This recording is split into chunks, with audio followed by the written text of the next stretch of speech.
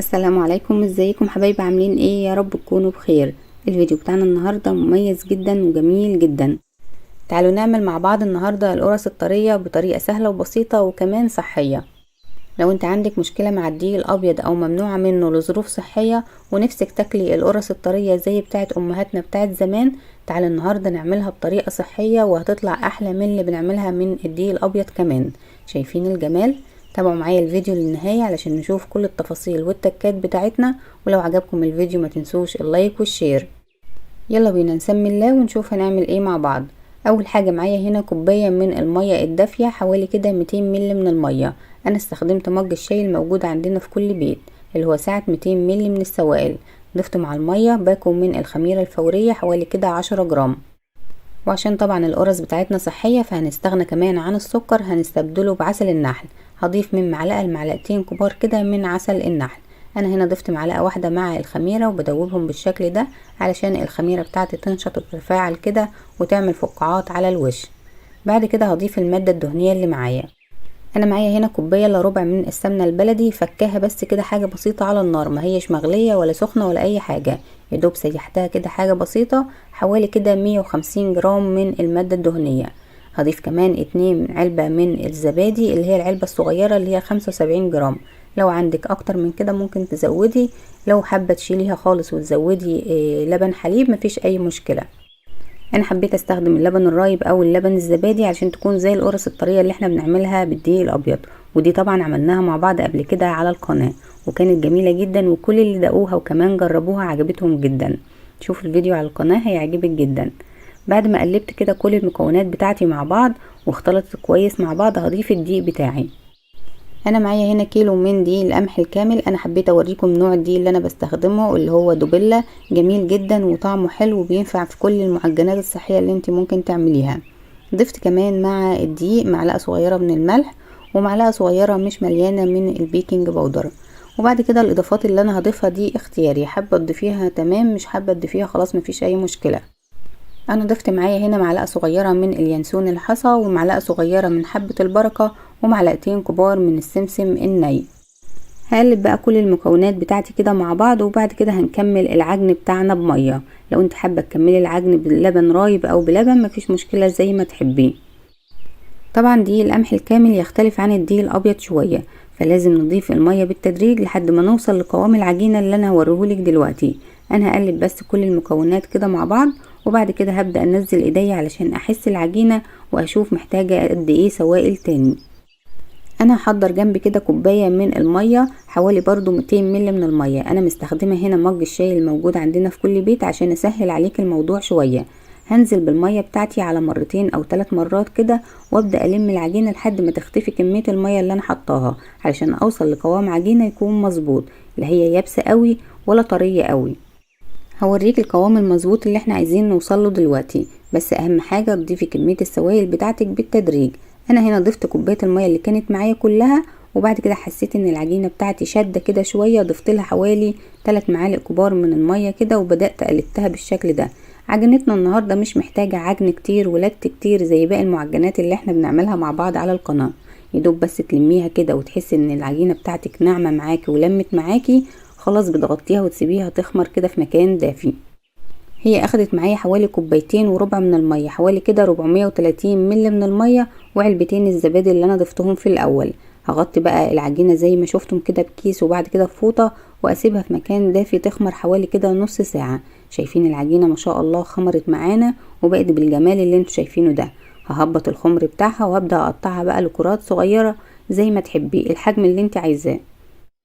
اهم حاجة تمسكي العجينة وتلفيها ما بين ايديكي كده علشان تكون ناعمة معاكي، والسطح بتاع القرصة بتاعتك يكون ناعم كده، ما يكونش فيها اي تشققات، ويكون شكلها حلو معاكي. لان زي ما قلت لكم الدقيق الابيض يختلف عن الدقيق الاسمر شوية، فعشان الحاجة تطلع شكلها حلو كده ويكون منظرها حلو معانا نظبط شكل العجينة كده الاول قبل ما بنحطها في الصاج، وبعد كده تعالوا نشوف هنعمل فيها ايه. انا بكور العجينة وبحطها في الصاج على طول علشان بعد كده نفردها وهي في الصاج زي ما هي. الصاج بتاعي مش مدهون اي مادة دهنية خالص. بحط كده كل كورة جنب التانية وبسيب ما بينهم مسافة علشان لسه هنفرد العجينة بتاعتنا. شايفين بالشكل ده. بخلص الصاج بقى، او ممكن تخلصي الكمية اللي معاكي كلها وبعد كده تفرديها، او لو حابة تفردي صاج صاج مفيش اي مشكلة. هنا بعد ما خلصت الصاج بالشكل اللي انتوا شايفينه ده، هبدأ اضغط عليها بقى كده افردها بالشكل الجميل ده. شايفين انا بحب افردها في الصاج زي ما هي عشان اسهل على نفسي، ومن ناحية التسوية بتاعتها تكون مظبوطة. بفرد سمك القرصة بقى سمك معقول، لا هي رفيعة قوي ولا تخينة قوي. شايفين بتتفرد معايا بكل سهولة، مش محتاجة نشابة ولا محتاجة ضغط قوية ولا اي حاجة. العجينة بتاعتها القوام بتاعها مظبوط، فبتتفرد معانا بكل سهولة. ولما تقطعي الكور كده وتسيبيها في الصاج تريح شوية، هتلاقيها بتتفرد معاكي على طول. هفرد بقى الكمية اللي معايا كلها بالشكل اللي انتوا شايفينه ده. شايفين سمك القرص عامل ازاي؟ عشان لسه كمان هنسيبها تخمر فهيتضاعف حجمها، هتنفخ كمان معانا شوية. لو انت حباها تكون ارفع من كده زي ما تحب مفيش اي مشكلة. شايفين ما شاء الله. لو متابعيني على القناة، هي نفس طريقة القرص الطرية اللي احنا عملناها بالدقيق الابيض، وكمان المكونات تقريبا زيها، بس قللنا شوية المادة الدهنية وقللنا كمان اللبن الرايب اللي احنا استخدمناه، علشان تكون الحاجة صحية وفي نفس الوقت تدينا طعم القرص الطرية اللي احنا متعودين عليها. بس مش معنى ان احنا عملناها صحية تفضلي تاكلي منها طول اليوم كده، هي بصراحة طعمها خطير، بس انت ليكي في اليوم واحدة او 2 او 3، يعني لو زودتي ما تزوديش عن كده. احنا بنحاول على قد ما نقدر نعمل الحاجات اللي احنا متعودين عليها بس بطريقة صحية.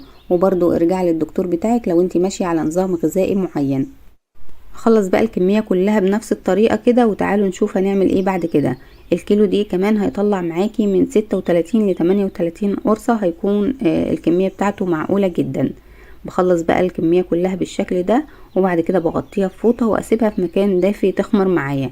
بسيبها حوالي كده نص ساعة، وطبعا على حسب الجو عندك.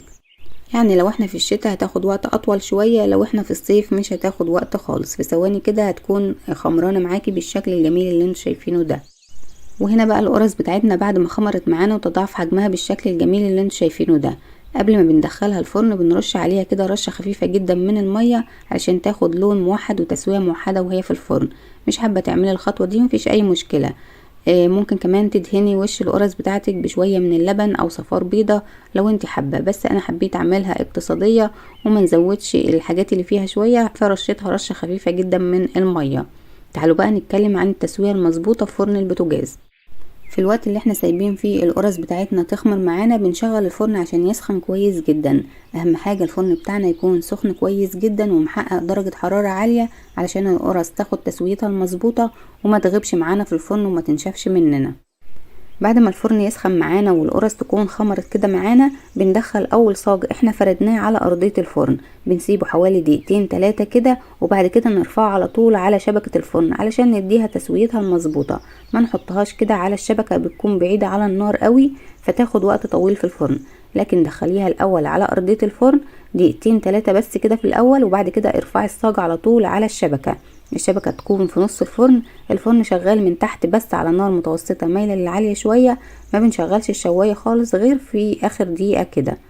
هي بتقعد معانا في الفرن من 20 دقيقة ل25 دقيقة. اهم حاجة طول ما هي في الفرن بتلففي الصاج الناحية دي شوية والناحية دي شوية علشان تاخد لون موحد وتسوية موحدة.